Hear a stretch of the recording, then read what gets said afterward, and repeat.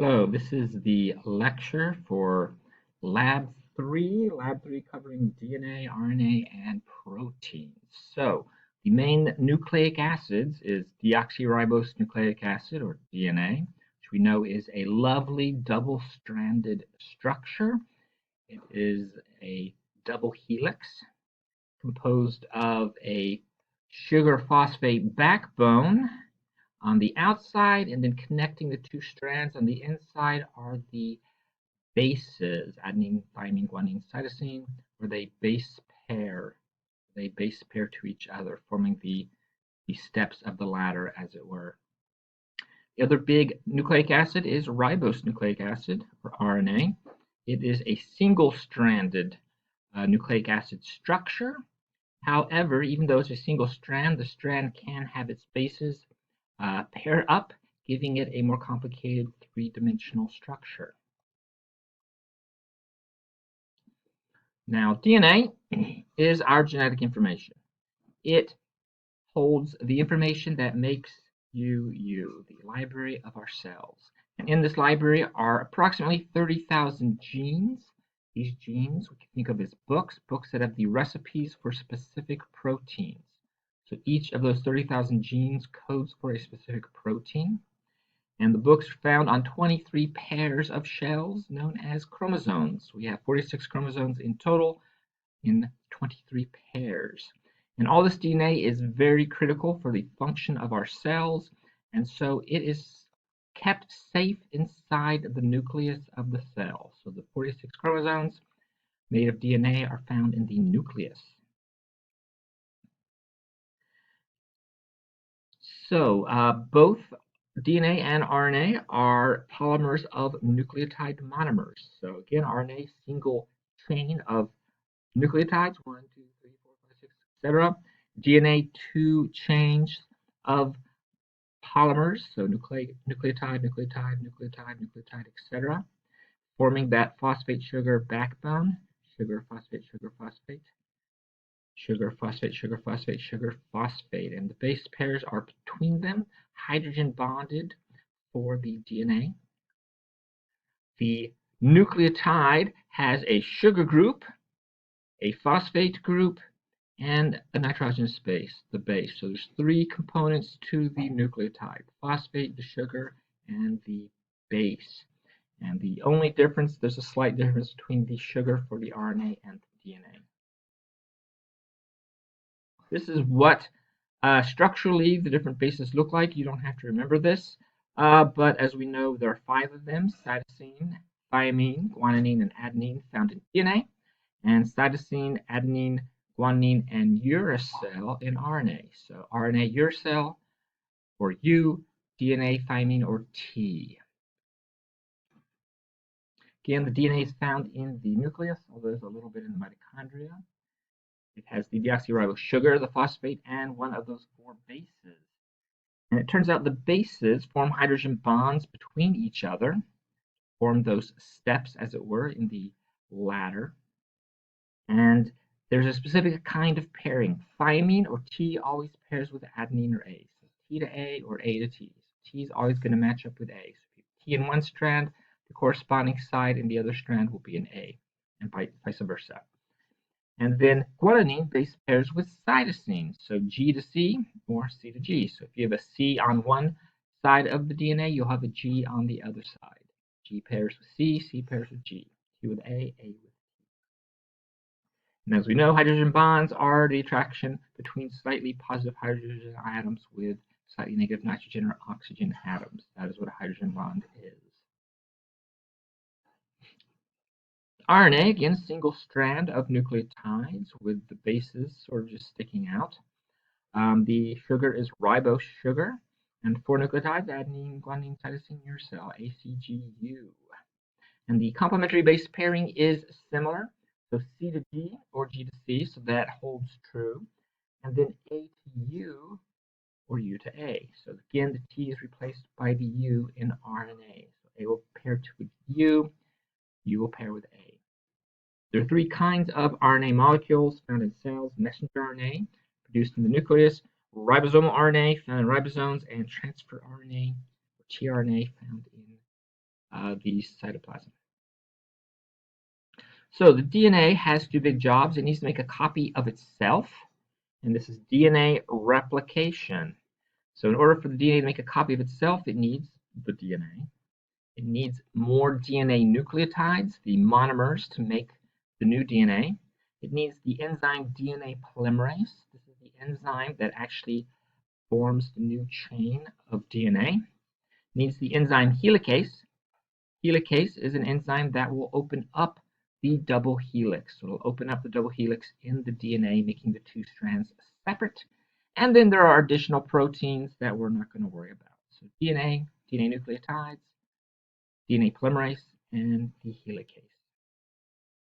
So for instance, in this cartoon, here is the DNA double helix DNA, the old DNA.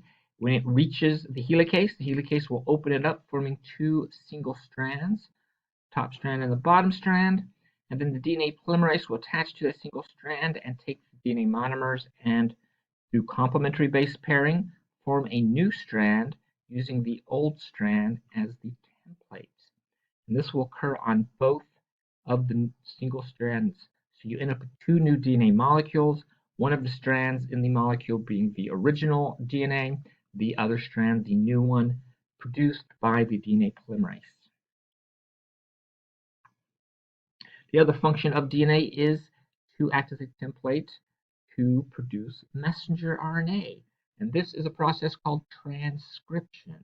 So transcription occurs, we get a messenger RNA copy of a gene, of just a small part of the DNA.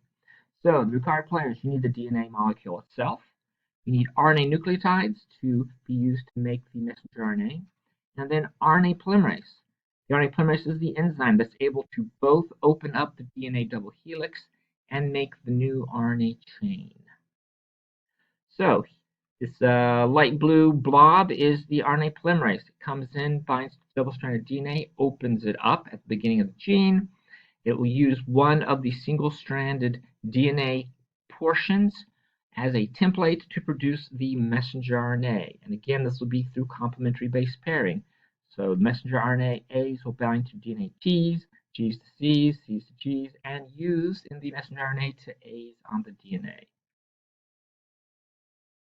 So the DNA stays safe in the nucleus. It never leaves that place. The messenger RNA, after being produced, after being a copy of the DNA of the gene, will then leave the nucleus and go into the cytoplasm, because in the cytoplasm is where we find the ribosomes. Ribosomes are the robots that make proteins. They are big enzyme complexes that make the proteins. And that process, going from messenger RNA to protein, is called translation. So again, DNA replication occurs within the nucleus. DNA can make a second copy of itself in preparation for cell division. Transcription occurs all throughout the life of the cell, making messenger RNA copies of one specific gene at a time. And as we know, genes code for proteins. Genes code for proteins. The messenger RNA will then leave the nucleus and enter the cytoplasm, where it'll meet up with the ribosome. And the ribosome will then use the messenger RNA as a instruction code to produce a specific protein, a particular protein that's needed by the cell. So, genetic code. Why do we call it the genetic code?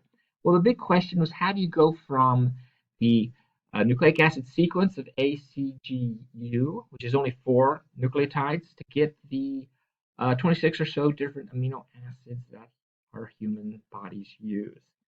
And it took them all to figure this out. They eventually figured out that the way it works is you get 3-letter codons. 3 nucleotides in a row make a codon, and that codon will then code for a specific amino acid. So 3 nucleotides in the form of codons are what sequence is needed to determine the amino acids. So for instance, if your DNA reads TAC, I mean adding cytosine, then the messenger RNA is going to read AUG, the messenger RNA, and the ribosome will know that for that codon AUG to supply methionine amino acid. So translation requires the codons, which are the language that gives us amino acids. And we're going to need the ribosome and 3 different kinds of RNAs. The messenger RNA, which is the coded message, the sequence for the codon sequence to give us the amino acids of the protein. The tRNA, transfer RNA, which brings the appropriate amino acid to the ribosome, and the ribosomal RNA, which is part of the ribosome and is needed for the ribosome to function. So tRNA, interesting, almost T-shaped structure. At one end is an amino acid. At the other end is what's called an anticodon. Anticodon is 3 nucleotides in a row. And what happens is when the tRNA arrives in the ribosome, the anticodon will base pair with the codon, and if they're complementarily sequenced, then that's how the ribosome knows that this tRNA is carrying the correct amino acid. So the messenger RNA is UUA for its codon. The tRNA anticodon is AAU. A to U, A to U, U to A. That'll give us leucine. So messenger RNA is the template, has the nucleotides broken up into 3 sequence pieces called codons, and they code for the new protein. And we have the ribosome with the ribosomal RNA, the tRNA with the anticodons pairing up with the codons, and then the growing protein chain. So DNA is permanent while the RNAs are temporary. Transfer RNA bringing the amino acid and having the anticodons, UAC in this case, that will complementary base pair with the codons, AUG in this case, on the messenger RNA. Now we can use this lovely chart to figure out the sequence of proteins by knowing the codons. So, for instance, if we have DNA, which gives us TCG, then we know that will be transcribed into messenger RNA, which is going to first give us an A base pairing to the T. And if we go to the first letter here, we see A. Anywhere in this area of the chart is where we know the amino acid we're coding for is found. Then the second nucleotide pairing to the C will be G. And so if we go to the second letter column and go down, we now know in this area is where the amino acid we're coding for. It looks like it's either serine or arginine.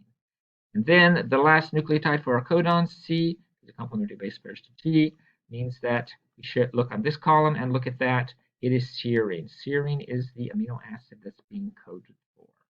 So again, first letter on this side gives us a large range of amino acids. Second letter up here shortens that, decreases it to just a few. And then that third letter tells us exactly which amino acid we will need. Learn and love this chart because it will be on quizzes and the exam. Okay, you can also, it turns out, DNA in humans is pretty much the same. We're all like 99.9% the same DNA-wise, but there are a few little differences. And one thing we found that in certain areas, there are things called restriction enzymes that cut specific sequences of DNA. So this restriction enzyme will cut GAATTC in the DNA, breaking it into pieces. And the number of times the restriction enzyme cuts will vary from person to person, giving us pieces. Like in this case, it's going to end up giving us 3 pieces of DNA. And so you can run the DNA out after it gets cut up on an agarose gel, going from large pieces to small. They'll start in these wells and move down. Smaller ones going faster, diffusing quicker. And we'll see different patterns for different people. And this lets us do things like DNA fingerprinting to determine the crimes. So here we have some sequencing size reference pieces. Here is some control DNA. Then we have DNA from a victim of a crime, suspect 1, suspect 2. They're cut restriction enzymes. You can see they led to different sizes of DNA. And then we have DNA samples from the crime scene. And we can look at the pattern for the victim and the 2 suspects to see who was at the crime scene. As expected, the victim's at the crime scene. So DNA sample 1 came from the victim.